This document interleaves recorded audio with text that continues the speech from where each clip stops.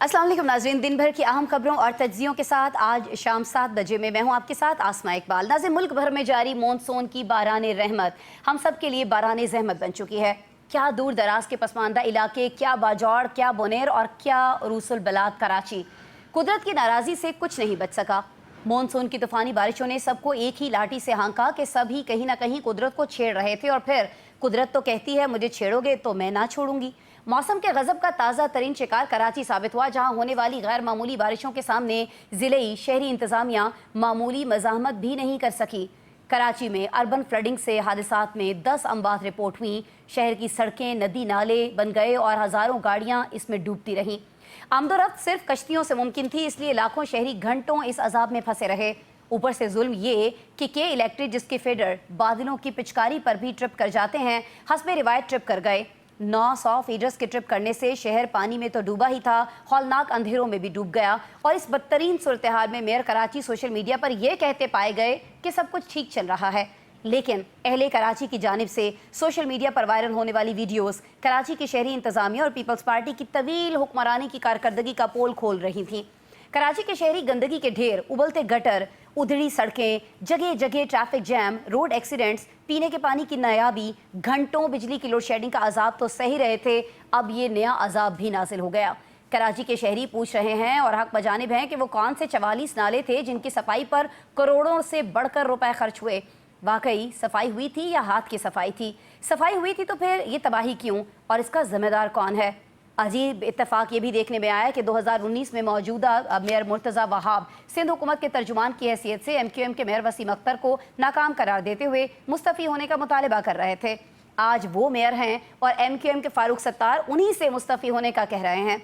Mayor Karachi और वज़ीर बल्दियात का मुस्तफ़ी होना बनता है या नहीं, ये सवाल अपने पैनल के सामने रखते हुए हम बाजौड़, स्वात, स्वाबी और गिलगित बल्तिस्तान में सैलाबी सूरत हाल और इमदादी कार्रवाइयों पर भी सवाल रखेंगे और ये भी जानना चाहेंगे कि ये मॉनसून हमें क्या बता रहा है, क्या सिखा रहा है और हमने क्या कुछ सीखने की तैयारी कर रखी है, क्या हम वाकई सीखना चाहते हैं। हमारे साथ पैनल में कौन मौजूद है ये मैं आपको बता देती हूँ। इस्लामाबाद स्टूडियोज़ में जी मेरे साथ तशरीफ़ रखते हैं न्यूज़ 1 के ब्यूरो चीफ़ हैं, सीनियर सहाफ़ी, सीनियर तज्ज़ियाकार काशिफ रफ़ीक साहब। वीडियो लिंक पर मुझे आज़म मलिक साहब ज्वाइन कर रहे हैं। लाहौर से मोहम्मद नौशाद अली साहब भी लाहौर से हमारे साथ वीडियो लिंक पर हैं। और हमारे साथ हमारे ब्यूरो चीफ़ हैं कराची के इम्तियाज़ फ़रहान साहब, वो भी मौजूद हैं, वीडियो लिंक पर हैं। अभी उनसे पूछ लेते हैं वीडियो लिंक पर वो कैसे हैं, क्योंकि मौसलात का जो निज़ाम है वो भी हमें दरम बरम दिखाई देता है। इंटरनेट की बात कर लें, पानी की सप्लाई की बात कर लें, लाइट की सप्लाई की बात कर लें, कोई निज़ाम ऐसा है नहीं कराची में फरहान साहब जो इस वक्त सही से काम कर रहा हो पिछले 24 आवर्स की अगर मैं बात करूं। और साथ ही सर मुझे ये भी बता दीजिएगा कि इकोनॉमिस्ट इंटेलिजेंस यूनिट का जो ग्लोबल सर्वे सामने आया है वो ये कहता है कि कराची दुनिया भर के नाकाबिले रिहाइश जो 173 शहरें हैं उनमें से 170वें नंबर पर है, यानी कराची जो है वो सिर्फ ढाका, तराबलस और दमिश्क से कुछ बेहतर है। क्या ये जो अर्बन फ्लडिंग है इसके बाद इस सर्वे का दावा दुरुस्त नहीं हो गया इम्तियाज साहब? जी बिस्मिल्लाहिर्रहमानिर्रहीम। इसके बारे में जैसे कल शराजी साहब भी एक सुना रहे थे, तो एक शेर ये कहा जाता है, न कमाल इंजन न महारत ड्राइवर, खुदा के सहारे चली जा रही है। यानी ये जो जिंदगी का है ये बिल्कुल अब कह सकते हैं कराची को गुज़िश्ता 2 दहाइयों में खास तौर पर जानबूझकर खराब किया गया। ये 3 दहाई की हम बात कर सकते हैं। 85 जब MQM का एक टेक ऑफ शुरू हुआ था, उसके बाद से 90 के बाद से आप देखेंगे तो कराची की खराबी का अमल शुरू हो गया है। उसमें आबादी का दबाव तो बढ़ाया गया, लेकिन आबादी का दबाव इस लिहाज से बढ़ाया गया कि जिससे ना पाकिस्तान की इकोनॉमी को जैसे माजी में फायदा होता था कराची से ऐसा हो, या किसी और तरह से कोई फवायद हो सके, उसको बिल्कुल अजीब बेजवी तरीके से बढ़ाया गया। उसके ऊपर काम हुआ जिसके नताइज आज हम भुगत रहे हैं। अच्छा, और कराची की कोई असमा जिम्मेदारी लेने को तैयार नहीं है। हम मेयर कराची को बिल्कुल क्रिटिसाइज कर सकते हैं और करते हैं, हुकूमत सिंध को भी कर सकते हैं, लेकिन यहाँ जो 6 कंटोनमेंट्स हैं वो क्यों काम नहीं करती? और मेन मिसाल के तौर पे Faisal cantonment, Karachi cantonment, Malir cantonment और ये क्लिफ्टन कंटोनमेंट, ये वो कंटोनमेंट है जहाँ पे बहुत रिच इलाके आते हैं। साउथ भी आ जाता है उसमें, ईस्ट भी आ जाता है और सेंट्रल के इलाके भी उसके नहीं, सेंट्रल तो नहीं, साउथ ईस्ट उसको खास तौर पे आते हैं और मलीर डिस्ट्रिक्ट भी आ जाता है, मलीर कंटोनमेंट भी है। तो बात यह है कि यहाँ एक से मेयर के पास ये किसी को डिपेंड करने वाली बात नहीं है। मेयर के पास कराची का 33% इलाका है और बाकी अगर हम बात करें अल खिदमत जो जमात इस्लामी की तंजीम अल खिदमत के 9 इस वक्त टाउन चेयरमैन है। पीटीआई के और पीपल्स पार्टी के मिलाकर कम से कम 6 से 7 टाउन्स के अंदर चेयरमैन है जो बराह रास्त पीटीआई के थे। बाद में उनका एक एसोसिएशन बन गई पीपल्स पार्टी से और वो जीत के चले गए। यहाँ पर कोई इदारा अपने तौर पे काम करने को तैयार नहीं है, दूसरे के काम में मुदाखलत करने को तैयार है। इसमें एक जो ठेकेदारी, जो नालों की बात की आपने, वाकई उसमें हाथ की सफाई होती है और एवरी ईयर होती है। उसमें 2 बातें आता, एक तो ये है कि जब नालों की सफाई के लिए फंड रखा जाता है उसमें एक बहुत बड़ा हिस्सा मान लिया जाता है, सफाई नहीं की जाती।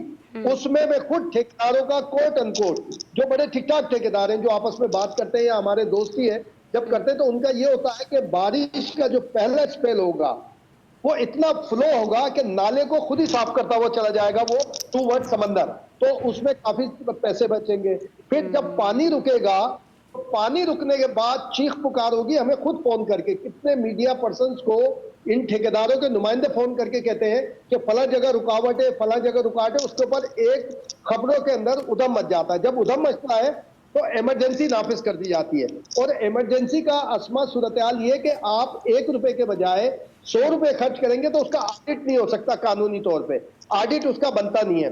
तो ये पूरा एक नेक्सिस है कि जो नालों की सफाई में और चीजों को क्लियर करने में, फिर उनको इमरजेंसी के अंदर यानी कि सफाई करने में और इमरजेंसी काम करने के अंदर ये आपको नजर आएगा। आज इम्तियाज साहब मुझे ये बता दीजिएगा, मुझे भी मेरे देखने वालों को, कि ये जो एनेक्सिस दिखाई देता है जिसने अवाम का, कराची का बुरा हाल कर रखा है, इसको तोड़ने की जिम्मेदारी किसकी है?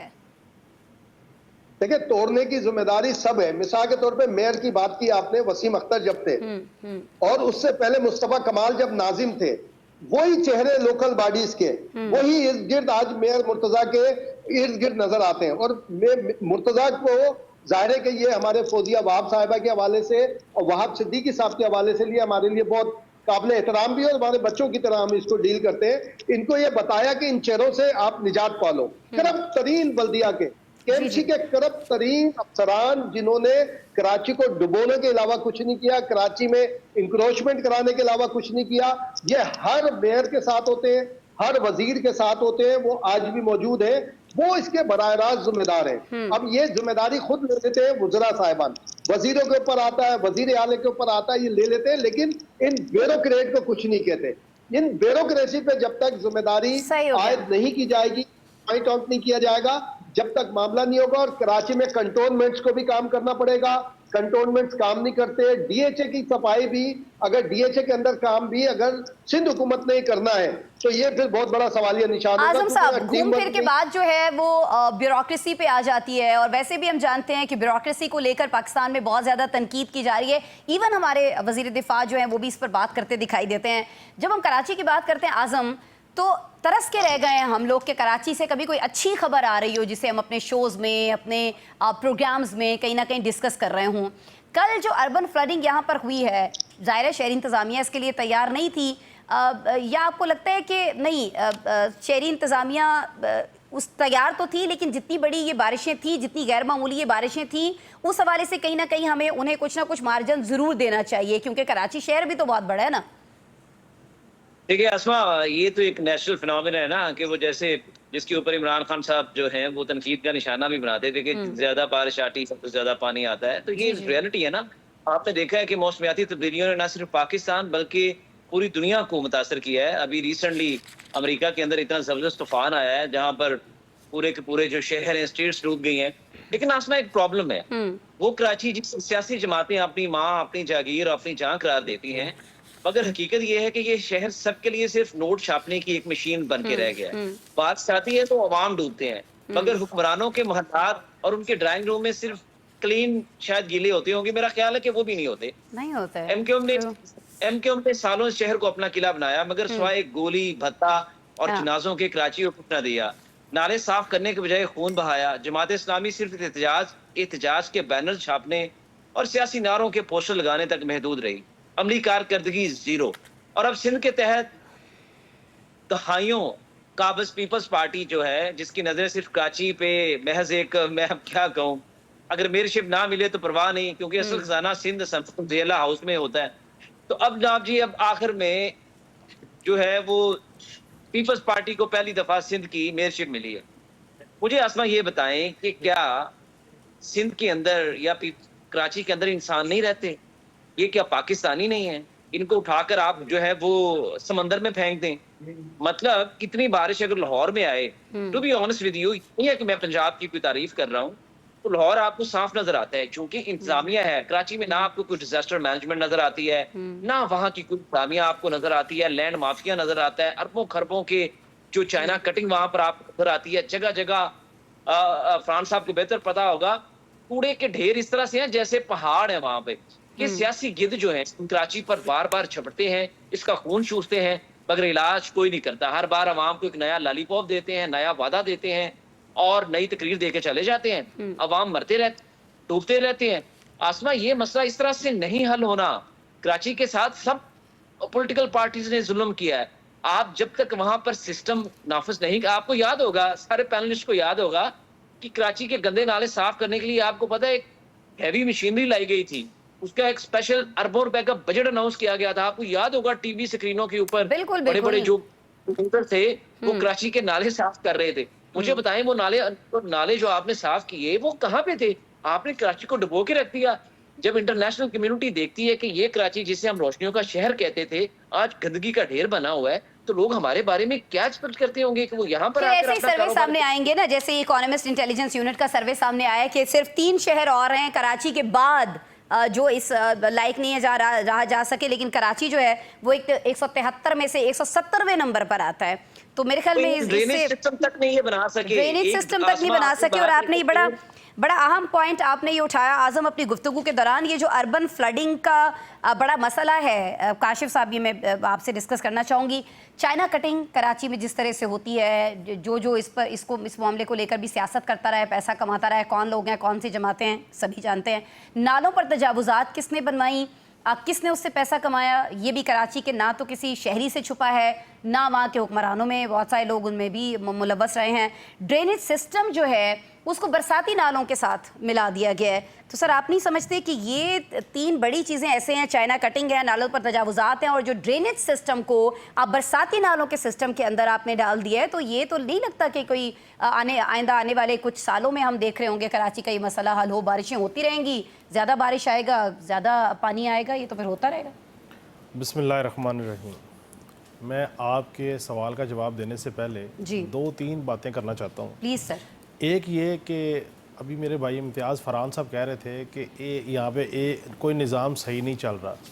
सर, बसद एहतराम एक निज़ाम सही चल रहा है, और वो है ज़रदारी साहब का निज़ाम, और वो है नवाजने का निज़ाम। हजूर 2 दहाइयों से पीपल्स पार्टी की, आपकी मनपसंद पार्टी की हुकूमत है, कोई इल्ज़ाम नहीं दे सकता। जनाब आज़म मलिक साहब, मैं सिर्फ एक बसद एहतराम एक तस्दीक करना चाहता हूँ। मेयरशिप पीपल्स पार्टी को पहली बारी मिली नहीं, मेयरशिप पीपल्स पार्टी ने पहली बारी खींची है। ये मैंडेट था जमात इस्लामी का, अमीर जमात इस्लामी का। इन्होंने पीटीआई के लोगों के बाजू तोड़ मरोड़ के इन्होंने मेयरशिप खींची और कहा कि जी देखें हमने पहली दफ़ा मेयर बना लिया, और बड़ी बबांगे दौल बिलावल साहब ने गुफ्तगू की। ये कुछ ऐसे हकाइक हैं, मैं समझता हूँ कि इस स्क्रीन से आवाम को याद करवाने चाहिए। अब आप मुझे आज जो आप बात करें चाइना कटिंग, सेवरेज का निज़ाम, अच्छा कोई और निज़ाम, हजूर यहाँ पे एक ही निज़ाम है कि जिसकी लाठी उसकी भैंस। जिस ब्यूरोक्रेट का हाथ पड़ जाता है, बिलावल हाउस, वज़ीर आला हाउस, कहीं और हाउस, किसी और हाउस, वो सर छोटा सा माली भी अरबों रुपए का मालिक है। लेकिन आप ब्यूरोक्रेट्स को फिर से हम ब्यूरोक्रेट्स के हवाले से बात करें। आपको तो पीटीआई वाले भी जिम्मेदार हैं, क्योंकि जब मेयर के इलेक्शन हुए थे तो 30 लोग उनके आए नहीं थे, वरना आप सही फरमा रहे हैं काशिफ साहब की जमात इस्लामी को मिल जाती बारी। हुजूर मेरी बात तो सुने। जी सर। बात ये है कि जो आए थे उनको गिरफ्तार करा लिया, बाकी को छुपा दिया डरा के कि जी आप छुप जाओ, बाकी को गिरफ्तार कराओ, डरा के कुछ भी करा लें। देखिए बात यह डरा के मेयरशिप खींची गई है ना, नहीं तो नंबर गेम आज भी पीटीआई और जमात इस्लामी का इकट्ठा कर लें तो पीपल्स पार्टी से ज्यादा है। ये जमहूरियत के अलमबरदारों की ऐसी मिसाल है कि जो अकलियत में थे वो अक्सरियत में मेयर है, जो अक्सरियत में थे वो बाहर है। ये हकीकत है। अच्छा, अब मकाफात अमल है, 3 चीजें मैंने बताई हैं। मैं अब इसी तरफ आ रहा हूं। मकाफात अमल है ना जी, कल आप कहते थे एमक्यूएम जनाब ये कर गई, आज आप उसमें फंस गए। ये हल क्यों नहीं हो रही? हल इसलिए नहीं हो रही, आबादी का बेहंगम आपने चीज़ें की नहीं, रातों रात अमीर होना है, आपने नालों के ऊपर इंक्रोचमेंट करा दी, हाई राइज बिल्डिंगें बना दी, ड्रेनेज का पता कुछ नहीं है। सिर्फ एक बात है, जिस बिल्डर का जितना हाथ पड़ रहा है वो अपना प्रोजेक्ट कर रहा है और चीज़ें को आगे लेके जा रहा है। इस सारे मामले में मैं जो तवातुर से इस मॉनसून के हवाले से एक ही चीज़ सामने रख रहा हूँ कि प्राइम मिनिस्टर साहब खुदा का वास्ता है चारों वज़रा आला को बुलाएं, ठीक है, और इदारों को बिठाएं, उन्हें कहें जी हम पूरे मुल्क में आबी गुजरगांव के खिलाफ ऑपरेशन कर रहे हैं। जब आप पानी का रास्ता रोकेंगे 100 साल बाद भी पानी आके आपका रास्ता बना लेगा। ये बड़ी अच्छी वैसे एक तजवीज़ है, मेरे ख्याल में इस पर गौर किया जाना चाहिए हुकूमत की तरफ से, और सबको मिल बैठकर इस पर ऑपरेशन के हवाले से दरख्वास्त कर सकते हैं नौशाद साहब को और आजम साहब को कि हमारी ये तजवीज़ कहीं पहुंचा दें उनको। तो आपका तो एक्सेस है, हमारा तो एक्सेस है नहीं। नौशाद साहब पे ही चले जाते हैं, फिर इनका एक्सेस है तो मेरे ख्याल में इनको थोड़ा बोलने का मौका भी दे देते हैं। नौशाद साहब ये फरमाइएगा कि चंद रोज़ पहले ही मेयर साहब ने बताया था कि तमाम अहम और बड़े नालों की सफाई हो चुकी है। ज़ाहिर है जब हमारे इधर पहाड़ी इलाकों में ये सारी सिचुएशन हो रही थी, मुख्तलिफ शहरों में भी, इस्लामाबाद, पिंडी में ये सिचुएशन थी, तब उनका ये ऐलान सामने आया था। उन्होंने कहा था सफाई हो चुकी है, लेकिन ये सारा का सारा दावा जो है तो सर बारिश में बह गया। इतनी बदतरीन सूरत हाल शायद पहले कभी नहीं देखी गई कराची में। जितनी भी हमारी अपने जानने वालों से कराची में कुलीग से जिससे भी बात हुई वो यही बता रहे हैं। आपको नहीं लगता कि पीपल्स पार्टी को खुद नौशाद साहब इस पर नोटिस लेना चाहिए है? क्योंकि 2019 में मुर्तज़ा वहाब ने उस वक्त के MQM के जो मेयर थे वसीम अख्तर, उनके हवाले से कहा था कि नाकिस उनकी कारकर्दगी, उनको इस्तीफा दे देना चाहिए। आज MQM ये कह रही है, तो मुतालबा किसका दुरुस्त है? ये दोनों का ही मुतालबा दुरुस्त मान लिया जाए। नौशाद साहब। बिस्मिल्लाहिर्रहमानिर्रहीम। देखिए, हमारे यहाँ मुस्ताफ़ी होने का तो कोई रिवाज नहीं है। ये तो शायद हमारी ऐसी बस कोई ख्वाहिश ही है कि कोई मुस्ताफ़ी हो जाए हमारे यहाँ। कोई कभी तो इस्तीफा दे, बिल्कुल नहीं, वो मुमकिन नहीं है। वो आपको याद होगा एक ज़माने में पाकिस्तान तहरीक इंसाफ बहुत शोर करती थी कि जी ये हो जाए तो फ़लाँ इस्तीफ़ा दे दे, ये हो जाए तो फ़लाँ इस्तीफ़ा दे दे। फिर जब उनकी अपनी हुकूमत आई तो पता नहीं क्या क्या हो गया, किसी ने जो है ना वो इस्तीफ़ा नहीं दिया, ना ही कोई आइंदा देगा। देखिए प्रॉब्लम कहाँ है। ये जो बात कही थी ना काशिफ साहब ने, ये बड़ी अहम है। जी। आपने यूं समझ लीजिए कि 20, 25, 50 लाख की आबादी के शहर के ऊपर आपने करोड़ों अफराद जो हैं वो बिठा दिए हैं। अब आप जब उनको ना कोई उनके लिए सीवरेज का बंदोबस्त है, ना उनके लिए बिजली का बंदोबस्त है, ना आपने कोई शहर का इंफ्रास्ट्रक्चर बाय द टाइम पिछले 5 दिहाइयों में उस इंफ्रास्ट्रक्चर को डेवलप ही नहीं किया। आपने सिर्फ प्लाट काट के उसके रेट बढ़ा के आपने जो है वहां पर पैसा कमाया। इसके अलावा कराची किसी किस्म की कोई डेवलपमेंट वहां आपको नजर नहीं आती। तो अल्टीमेटली उसका एक नतीजा निकलना है।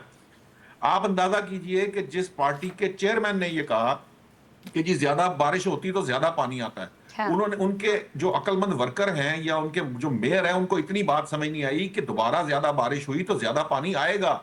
इस ज्यादा पानी के निकास का कोई इंतजाम भी करना है। मेयर बनाए इसलिए गया था, उन्होंने नहीं देखा। वो आज खड़े हो कहते हैं जी 40 mm बारिश हो तो हम निबेड़ सकते हैं, इससे ज्यादा नहीं। भाई इससे ज्यादा अल्लाह मियां से पूछेंगे कि भाई आपने क्यों कर दी है बारिश?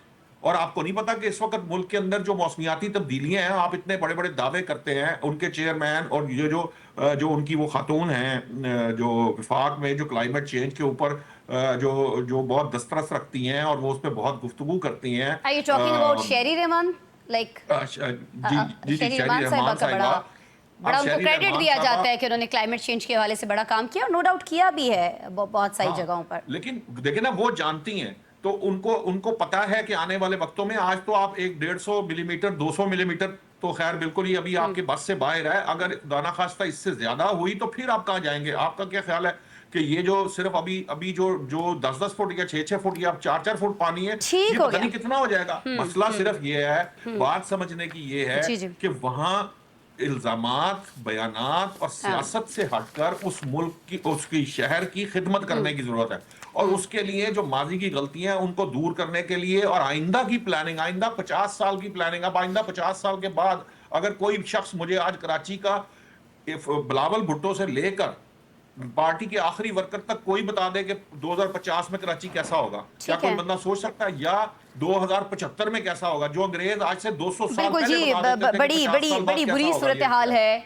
बड़ी बुरी सूरत हाल है जब आप प्लानिंग के बगैर इस तरह से शहर जो है उसको बढ़ाते चले जाते हैं, फैलाते चले जाते हैं, और जहाँ पर कुछ आपको दिखता है कि वहाँ से पैसा कमाया जा सकता है, वहाँ पर आप पैसा कमाते हैं, चाहे वो चाइना कटिंग के जरिए कमा रहे हो, चाहे नालों के ऊपर तजावुजात से कमा रहे हो, चाहे किसी और तरीके से कमा रहे हो। लेकिन बुरा जो है वो आवाम के साथ ही होता है, और हमने आवाम को देखा है कि लोग जो है वो 10 से 12 घंटे तक ट्रैफिक में फंसे रहे, लोगों की गाड़ियाँ जो है वो पानी में बह गई। सिचुएशन क्या थी नाज़रीन, आपसे बेहतर कौन जानता है, आप तो देखते रहे हैं हमारे टीवी चैनल्स पर भी और सोशल मीडिया पर भी। लेकिन ये तो हमने बात कर ली एक हमारे पाकिस्तान के सबसे बड़े शहर कराची की, लेकिन हम सभी जानते हैं कि दूर दराज के हमारे जो पसमानदा इलाके हैं, मुल्क के जो दीगर इलाके हैं, ख़ास तौर पर बाजौड़ में क्या हुआ, बुनेर में क्या हुआ, और बाकी जो हमारे ख़ास तौर पर पहाड़ी इलाके हैं वहाँ से किस तरह की खबरें आ रही हैं, इस पर हमारी हुकूमत क्या कर रही है, वफाक क्या कर रहा है, इसको हम डिस्कस करेंगे। ब्रेक ले लेते हैं, ब्रेक के बाद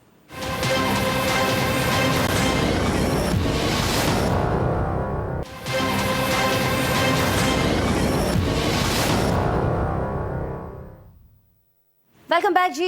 ब्रेक पर जाने से पहले हम बात कर रहे थे पाकिस्तान में होने वाली बारिशों की, और बारिशें इतनी ज़्यादा हुई हैं कि सिचुएशन जो है बहुत सारे शहरों में वो संभल नहीं रही है। हम यकीनन बाजौड़ की भी बात कर रहे होंगे, बनेर की बात कर रहे होंगे, दीगर जो हमारे पहाड़ी इलाके हैं उनका भी रुख करेंगे। कुछ इस्लामाबाद में जो पिछले दिनों सिचुएशन देखी थी, जो लास्ट इससे पहले जो बारिश हुई थी उसमें क्या हुआ था, इवन जो बड़े बड़े हमारे प्लान्ड हमारे जो बड़े बड़े टाउन्स हैं वो तक डूब गए थे, वहाँ पर भी लोगों की जाने गई थी। सबको डिस्कस करेंगे, लेकिन अभी ब्रेक पर जाने से पहले चूँकि हम कराची की बात कर रहे थे और हमारे साथ कराची से इम्तियाज़ फरहान साहब मौजूद हैं, तो इम्तियाज़ साहब मैं ज़रा कराची के मामले पर थोड़ी सी और बात करना चाहूँगी, क्योंकि बड़ा भुगता है इस वाली बारिश को कराची वालों ने। लेकिन इससे पहले भी हम देखते हैं कि जब भी बारिश होती है कराची वाले उसको एंजॉय करने के बजाय परेशान हो जाते हैं बेचारे। बहुत सारे लोगों के कारोबार जो हैं, दुकानें जो हैं, गोदाम जो हैं वो पानी से भर गए हैं, करोड़ों का नहीं अरबों का नुकसान पहुंचाया है ये जो अभी वाली बारिश हुई है। अगर मैं गलत हूं तो मेरी तस्दीक कर दीजिएगा, लेकिन ये भी बता दीजिएगा कि कराची का एक मसला जो है वो कई इदारों में इम्तियाज़ साहब इसकी नाकाबिले फहम बंदरबांट है।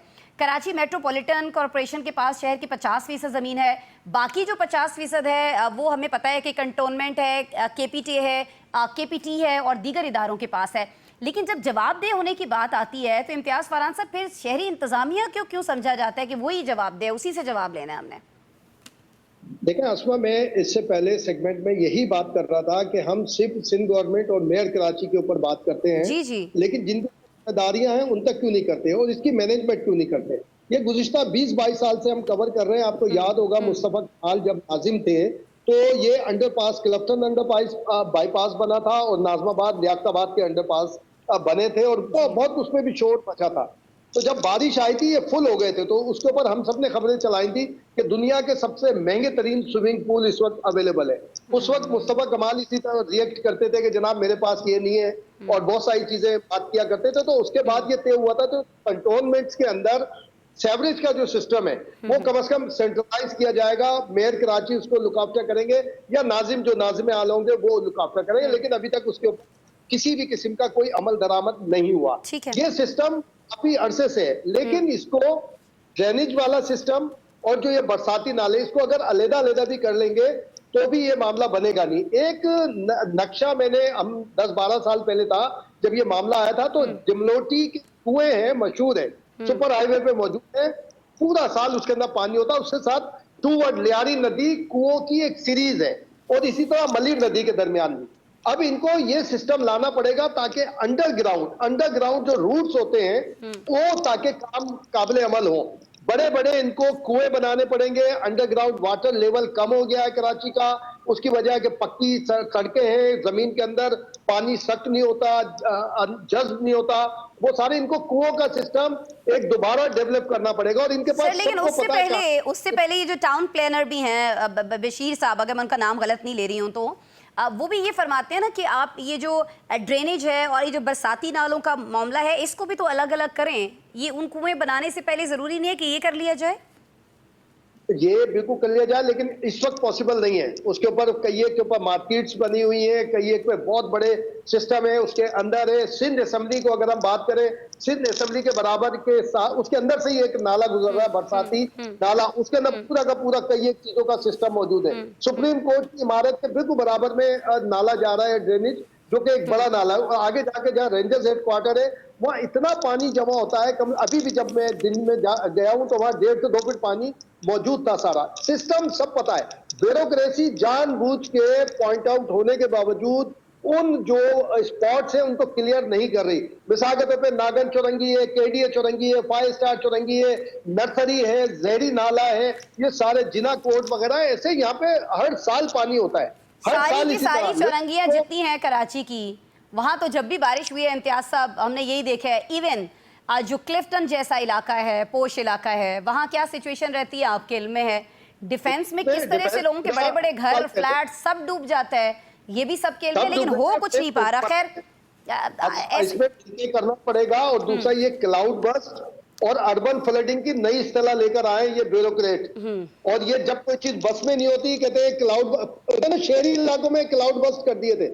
हैदराबाद में 1 महीने पहले, जब 2 महीने पहले बारिश हुई, उन्होंने कहा जी क्लाउड बस्ट हो गया, यहाँ पर कर दिया, यहाँ पर हुई कराची में, बोला जी क्लाउड बस्ट हो गया, जबकि था ही नहीं ना अर्बन फ्लडिंग। इसमें सिर्फ एक चलिए, जब बात है, क्लाउड बर्स्ट की इस्तेलाह मौजूद नहीं थी इम्तियाज साहब, तो हम कौन सा भूल गए कि तब कराची का क्या हाल होता था। बहरहाल I'm really sorry, अब मुझे आगे बढ़ना है इम्तियाज साहब, बहुत माजरत। अब काशिफ रफीक साहब, सर आप फरमाइएगा कि वज़ीर आज़म और आर्मी चीफ ने सैलाब से मुतासर इलाकों का दौरा किया है, ये यकीनन बहुत अच्छा इकदाम है, लेकिन आइंदा के लिए हमारे पास क्या है करने को? ये जो क्लाइमेट चेंज की जिसकी हम बात करें, जैसे अभी इम्तियाज़ फरहान साहब ने क्लाउड बर्स्ट की बात की, इन सारे मामलात से निपटने के लिए कोई कौमी पॉलिसी अपनाई जाएगी? क्योंकि कागज़ों में तो बहुत कुछ हमें दिखाई दे रहा है कि जी हम बहुत सारी चीज़ें कर रहे हैं, लेकिन प्रैक्टिकली कुछ होता हुआ हम देख नहीं रहे हैं। अब इससे ज़्यादा सिचुएशन बिगड़ने का वेट किया जा रहा है, या आपको लगता है कि नहीं फ़ौरन बात कोई हम बड़ी बैठक होती भी देख रहे होंगे मुल्क के बड़ों की क्लाइमेट चेंज को लेकर? काशिफ साहब देखें, मुल्क के बड़े किसी भी अवामी इशू पे माजरत से इकट्ठा नहीं होंगे, क्योंकि जो हमने पिछले 4-5 साल में तूफ़ान बदतमीज़ी और जो हालात देखे हैं, यहाँ पे अवाम के इशू पे तो कोई इकट्ठे नहीं हुए हैं। हाँ, सेनेट की टिकटों पे इकट्ठे हुए हैं, भाई मंजूर नज़र, बेटा सैलरीज बढ़ाने पे इकट्ठे हुए हैं, हो सकते हैं, इस पे हो सकते हैं इकट्ठे हो भी जाएंगे। और जो बात आप कह रही हैं, देखिए आर्मी चीफ साहब, वज़ीर आज़म ने, पाक फ़ौज के लोगों ने रेस्क्यू एक्टिविटी की KPK में, बाकी जगहों पे।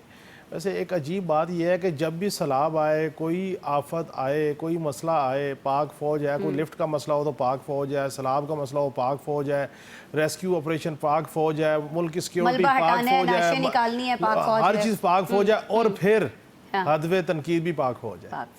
ये हमारा रवैया है, ये माज़रत से वो रवैया है जिसको अरूफ़ आम में मुनाफ़िकत कहा जाता है। ठीक है, आप ये तस्लीम करने को तैयार नहीं है कि यानी कि आपको रेस्क्यू वो पाक फ़ौज करेगी, लेकिन आपने उनके खिलाफ बातें करनी है, इसलिए कि आपको रेटिंग मिलेगी, चीज़ें मिलेंगी।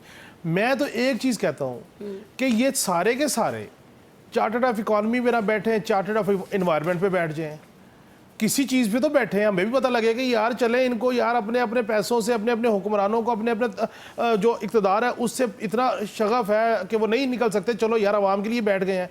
अच्छा, एक काम कर लें, आर्मी चीफ साहब बैठे हैं, वज़ीर आज़म साहब बैठे हैं, वज़राए आला सारे बैठे हैं, कहें जी आए बैठ के बताएं पाकिस्तान में जो इन्वायरमेंटल चेंज है और हर साल हम इसके शिकार होते हैं, हम इसको कैसे मैनेज कर सकते हैं, हम कैसे इसको चीज़ कर सकते हैं। अच्छा, आप भी गुजरगांव को कैसे क्लियर कर सकते हैं, इनक्रोचमेंट को कैसे रोक सकते हैं। कोई बैठे प्लानिंग करें। आप देखें कि आबादी बढ़ रही है, आप टाउन्स को जो है वो कर रहे हैं, हौसला अफजाई कर रहे हैं, आप क्यों नहीं उनको हाई राइज बिल्डिंग की तरफ लेके जा रहे? आप क्यों लोगों का मोड और उनकी जो लिविंग है उसको चेंज कर रहे हैं कि यार आप भाई आप हाई राइज की तरफ चले जाएं। ये पॉलिसी भी इमरान खान ने दी थी, लेकिन आपको पसंद नहीं उनकी पॉलिसी, आपने नहीं उठाई।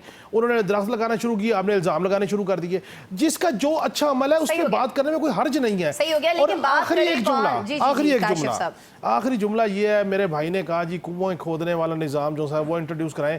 सर को खुदा का वास्ता है वो हमें बताएं, हम तो इतने पुराने नहीं हैं जितने आप और नौशाद साहब हैं, कि बताएं ना जी वो बिजली के आने से पहले भी कोई निज़ाम होता होगा। और कराची के लोगों की जान छुड़ाएं, कुएं खुदवाएं, कि बिजली का निज़ाम पुराना ले आए, कि इलेक्ट्रिक से भी जान छूटे और ये सीवरेज से भी और ड्रेनेज से भी जान छूटे। कराची के लोगों की जान छुड़ाना हम में से किसी के बस में होता तो मेरे ख्याल में बहुत पहले छूट गई होती। जिनके बस में है वो इंटरेस्टेड ही नहीं है। क्यों इंटरेस्टेड नहीं है, मैं ये आपसे पूछ लेती हूँ। आजम साहब, कराची की बात तो हम कर ही रहे हैं, वहाँ तो ये बड़ा मसला है ही है। ये जो बरसाती नाले हैं, तजावुज़ात हैं, सोसाइटीज़ हैं जो गैर कानूनी तौर पर बनी हुई हैं, लेकिन स्वात, बाजोड़, स्वाबी और भी बहुत सारे शहरों में सैलाब का एक बहुत बड़ा सबब जो है ये बरसाती नाले हैं, तजावुज़ात हैं, सोसाइटीज़ हैं।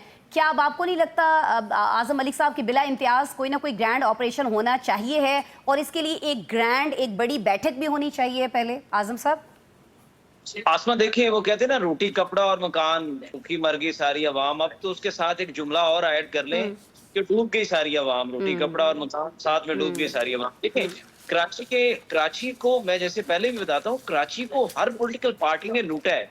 ये कराची इनके लिए एटीएम है कि यहाँ से सिर्फ पैसे निकालते हैं, उनको कराची के साथ कोई इंटरेस्ट नहीं है। देखिए, जब तक आप ड्रेनेज सिस्टम की अज़ सर नौ तामीर नहीं करेंगे, जदीद इंजीनियरिंग के मुताबिक उसे दोबारा नहीं बनाएंगे, साथ ही नदी नालों को रीड मॉडल करके बारिश के पानी की निकासी को यकीनी नहीं बनाएंगे, जब तक आप कब्जा माफिया का खात्मा नहीं करेंगे, और ये काम अदालती या फौजी निगरानी में जो भी हो, इस पे सियासी दबाव जो भी हो, उसको खत्म किया जाए। देखिए आसमा, शहरी मास्टर प्लान जो है वो बड़ा जरूरी है। कराची को एक मजबूत मास्टर प्लान के तहत चलाया जाए। शहर के तमाम इदारे जो हैं, मैं समझता हूँ KMC, वाटर बोर्ड, इसे एक ही शहरी हुकूमत के तहत लाए ना। कोई एक इदारा सिटी को जवाब दे है, कोई एक वफाक को जवाब दे है, कोई सूबे को जवाब दे है, कोई मेयर को जवाब दे है। आपने कराची को यूं कर दिया है जैसे मतलब वो टूटा फूटा सा है, मतलब छोटे छोटे रिवर है उसके। आप बारिश का पानी, जब तक इम्तियाज फरान साहब ने ठीक कहा, बारिश के पानी को, इतना पानी है कराची के अंदर, पानी नहीं है। वो जो टैंक माफिया है वो कराची को लूट रहा है दोनों हाथों से। आप ये जो इतनी बारिश आई है, आप इसका कोई इंतजाम करें, महफूज करें।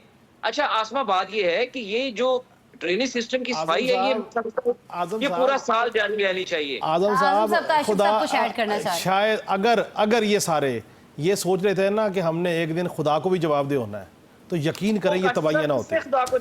खुदा को जवाब देना होता तो कराची का आज ये हाल होता। मैं कहता हूं ये तबाही ना होती है। आपने पहले बोरीबंद लाशें थी, अब लाशें पानी के अंदर तैर रही हैं, फर्क कोई नहीं आया। आपका काम सिर्फ आवाम ठीक हो गया। आजम साहब, मुझे आगे जाना है, फिर ब्रेक लेना है सर, टाइम कम है। नौशाद साहब, क्लाइमेट चेंज है ना असल में तो जो इस वक्त हमारा सबसे बड़ा दुश्मन है। बाकी तो जो अपनों ने दुश्मनी की उसको वो क्या कहते हैं, अपने ही गिराते हैं नशेबंद पे बिजलियां। लेकिन चलें, वो अपने ने जो बिजलियां गिराई वो अपनी जगह। ये जो क्लाइमेट चेंज हमारे ऊपर बिजलियां गिरा रहा है, जाहिर है कि इस वक्त सबसे बड़ा दुश्मन हमारा यही है। इससे निपटने के लिए क्यों कोई इत्मीनान बख्श तैयारी हमारी नहीं है, और क्यों कोई तैयारी करते हुए हम दिखाई भी नहीं दे रहे हैं? क्यों इतना लाइट ले रहे हैं इसको हम, ये सारी सिचुएशन होने के बावजूद? नौशाद साहब देखिए, लाइट नहीं ले रहे, बस सिर्फ जुबानी कलामी जो है ना, जमा खर्च वो मामला वाला चल रहा है। ये कराची के ऊपर 2-3 बातें मैं जरूर कहना चाहता हूँ। पहली बात तो ये है कि वहाँ हाई राइज बिल्डिंग का कोई इशू नहीं है। कराची में हाई राइज बिल्डिंग का प्रॉब्लम वो नहीं है जो लाहौर में था, और वहाँ बनी हुई है और बनती भी रही हैं। जी जी। दूसरा प्रॉब्लम ये है कि देखिए, लाहौर के अंदर अब 13 जेर जमीन टैंक्स बन चुके हैं, जिसमें 2 करोड़ 42 लाख यानी को 2.5 करोड़ गैलन लीटर जो है ना पानी उसके अंदर जो है वो जमा किया जाता है। इसके अलावा भी 100 के करीब मुकामात है जहां पे जिनको पानी जल्द करने के लिए जिनके ऊपर पायलट प्रोजेक्ट जो है वो शुरू किया जा चुका है। और प्लस ये है कि रेन ड्रेन डेवलप किया गया बहुत सी जगहों पे, लाहौर के बहुत से इलाकों में रेन ड्रेन डेवलप किया गया। कराची में सिर्फ ग्रीन बेल्ट जो है ना, जो ग्रीन बेल्ट और जो रोड के दरमियान जो ये ग्रीन बेल्ट होता है ना, सिर्फ इसी के अंदर अगर रेन ड्रेन डाल दिया जाए ना, तो ये जो नालों के ऊपर बोझ आता है वो नहीं आ सकता। ये इनको जरूरत ही नहीं पड़ेगी मार्केटें और ये सारा कुछ खराब करने की। अगर नीयत हो ना, when there is a will there is a way. Gilgit Baltistan में लोगों ने स्कर्दू के अंदर ये जो ड्रेन है ये अपने पैसे से जो है ना वहां बना लिया, ताकि जो है उनको प्रॉब्लम ना आए। वहां पे जो कई किलोमीटर का जो है वो मिलके उन्होंने बिछा लिया है जो रेन ड्रेन है। बात ये है कि यहाँ पे लोग समझते हैं कि उनका प्रॉब्लम है और मिलजुल कर काम करते हैं और सियासत की नजर नहीं होती चीजें, वहां चीजें बेहतर हो जाती हैं। ये जो क्लाइमेट चेंज है इसका भी मसला ये है कि हमारे यहाँ जो हमारे हुक्मरानों को आदत पड़ गई है ना, हम सेल्फ सफिशिएंट नहीं होते। हमने सिर्फ जो है ना दुनिया अक़वाम आलम की तरफ देखना है कि जनाब वहां से हमें फंड आएगा, हम IMF से मिलेगा, वर्ल्ड बैंक से मिलेगा, ADB से मिलेगा, तो हम जो है ना कोई प्रोजेक्ट करेंगे। अब उसमें भी 10-15-20% लगेगा, 60-70%। तो सर हम ये कह सकते हैं कि जितनी बारिश, सर नौशाद साहब, जितनी बारिश उतना पानी, और जितना पानी उतनी इमदाद। नौशाद साहब भाई, ये अब मैं इसको आपने इन अल्फाज में कह दिया, मैं इन अल्फाज में कहना नहीं चाहता, लेकिन बात तो कुछ ऐसी ही है। हमें शायद इस तरह ही की आदतें पड़ चुकी हैं कि हमें तो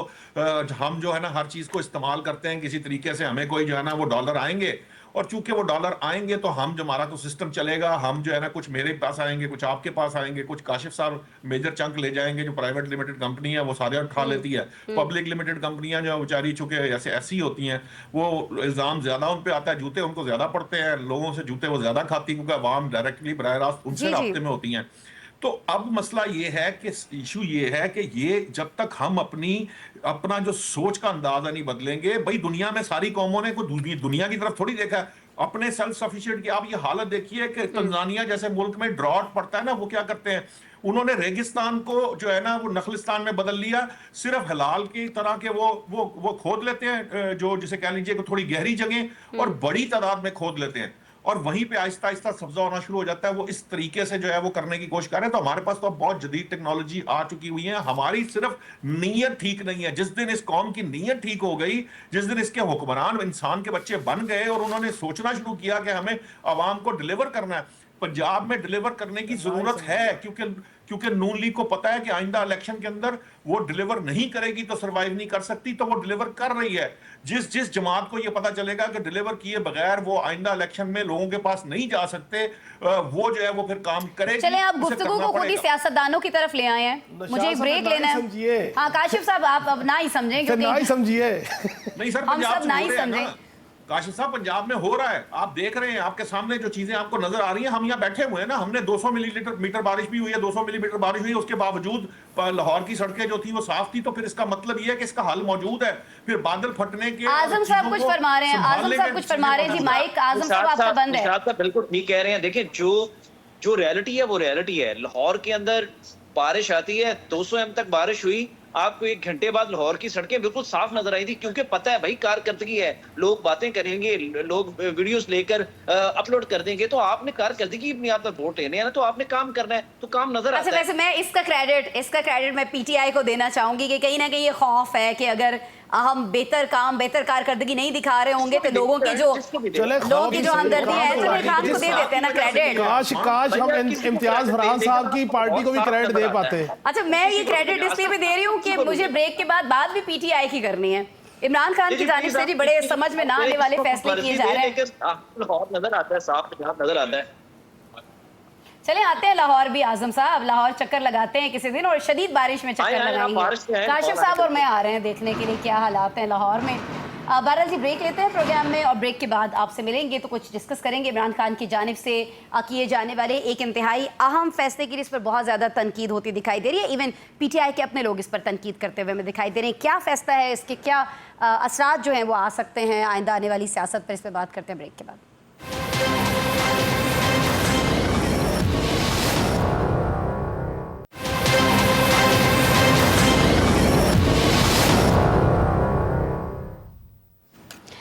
वेलकम बैक जी। अब कुछ हम डिस्कस करने जा रहे हैं प्रोग्राम में इमरान खान की जानिब से सामने आने वाले और न समझ में आने वाले फैसलों को। बानी पीटीआई ने अपनी पार्टी में सीनियर रहनुमाओं के होते हुए पश्तूनख्वा मिली अवामी पार्टी के कौम परस्त रहनुमा महमूद खान अचकजई को अपोजिशन लीडर नामजद कर दिया है। ये ऐलान सलमान अकरम राजा की तरफ से किया गया। उन्होंने क्या कहा, पहले ये सुन लीजिए। खान साहब ने ज़िमनी इंतखाबात का मामला पार्टी की जो सियासी कमेटी है, पॉलिटिकल कमेटी है, उस पर छोड़ा है। आज शाम इजलास है पॉलिटिकल कमेटी का, उसमें फैसला होगा। कौमी असेंबली में अपोजिशन लीडर के लिए खान साहब ने महमूद खान अचकजई साहब को नामजद किया है, सेनेट में आजम सवाती साहब को। पंजाब असेंबली के लिए उन्होंने 5 नाम मांगे हैं, जिनमें से एक का वो फैसला करेंगे। एस्टेब्लिशमेंट के हवाले से नाज़रीन सख्त मौक़िफ़ रखने वाले अचकजई साहब पर नजरे इंतखाब का सबब क्या है? क्या उनकी पार्टी में कोई इस लायक नहीं है, लाइक पीटीआई में कोई नहीं मिला इमरान खान साहब को, और क्या ये अपने ही साथियों पर अदम एतमाद नहीं है? इसके साथ ही बानी पीटीआई ज़िमनी इंतखाबात के बॉयकॉट पर भी यू टर्न लेते दिखाई दे रहे हैं। इस यू टर्न का सबब क्या हो सकता है? अगर पीटीआई ज़िमनी इंतखाबात में हिस्सा लेती है तो ये इलेक्शन कमीशन पर वाज़े एतमाद और पार्टी बयानिए के लिए धचका नहीं होगा। साथ ही साथ आज हम बैरिस्टर गौहर की जानिब से सानह 9 मई पर मुआज़रत को भी डिस्कस करेंगे कि क्या ये मुआज़रत इतराफ़ नहीं समझी जाएगी, या पहले जैसा सियासी बयान है जैसे मुख्तलिफ रहनुमा देते आए हैं पीटीआई की तरफ से। मैं आपकी तरफ आना चाहूँगी नौशाद साहब, सर ये फरमाइएगा कि महमूद खान अचकजई ने अपने वालिद समद खान अचकजई मरहूम की तरह एक ख़ास कौम परस्ताना और एंटी स्टैब्लिशमेंट मौक़िफ़ जो है वो अपनाया हुआ है हमेशा से। इमरान खान उन्हें अपोजिशन लीडर नामजद करके पैगाम क्या देना चाह रहे हैं और किसको मैसेज देना चाह रहे हैं नौशाद साहब? नहीं, वो उन्होंने सीधा एस्टैब्लिशमेंट को मैसेज दिया है। बड़ी वाज़ेह सी बात है कि उन्होंने, अगर कोई शख्स एंटी एस्टैब्लिशमेंट रहा है या उसकी शोहरत इसी हवाले से है, तो उसको अपोजिशन नामजद करके बेसिकली उन्होंने जवाब दिया। ये जो पीछे गुफ्तगू हो रही थी माफ़ी से मुतल्लिक, और ये जो भी इस वक्त सिस्टम चल रहा है उससे मुतल्लिक जो गुफ्तगू हुई है, उन्होंने वाज़ेह जवाब दिया है। और बात यह है कि आपने बात की कि उनकी जमात में कोई सियासी रहनुमा नहीं है, तो मेरी नज़र में वाकईतन उनकी जमात में कोई सियासी रहनुमा है नहीं। देखिए प्रॉब्लम कहाँ है, प्रॉब्लम यह है कि ये जो भी लोग शाह महमूद ये सब कुरैशी नौशाद साहब, मैं बताने लगा हूं आपको, ये इसी तरफ ही आ रहा था। मुझे पता था, मुझे अंदाजा है कि शाह महमूद कुरैशी इस वक्त बेस्ट चॉइस हैं, लेकिन वो आम आदमी की चॉइस है, पीटीआई की चॉइस नहीं है।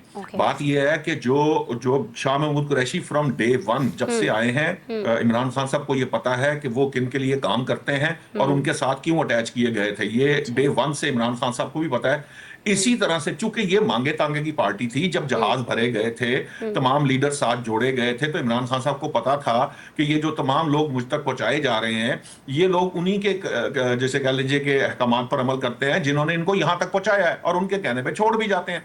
अब मामला ये है कि कोई सियासी लीडरशिप अगर फर्ज कीजिए कि कोई इमरान खान साहब के साथ मिलकर कोई बानी तहरीक के साथ कोई डेवलप भी हुई थी, तो प्रॉब्लम ये है कि उनका कद काट ऐसा नहीं है कि उनको ये जिम्मेदारियां सौंपी जाए।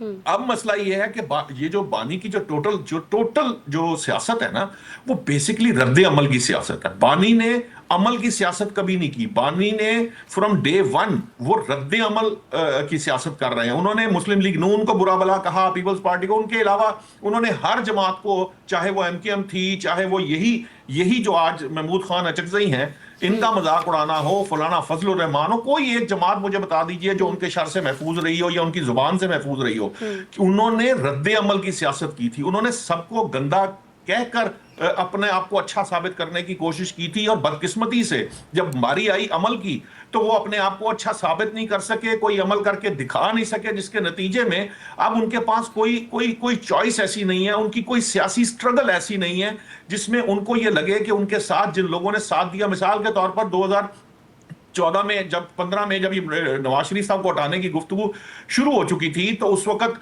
ये कहा जा रहा था कि जी ये देखिए नवाज शरीफ साहब सुप्रीम कोर्ट से फारिग हुए हैं, तो जनाब 52 एमएनए जो हैं वो छोड़ जाएंगे जी, ये 90 लोग टोटल पाकिस्तान से छोड़ जाएंगे, इतने एमपीएस हैं, इतने।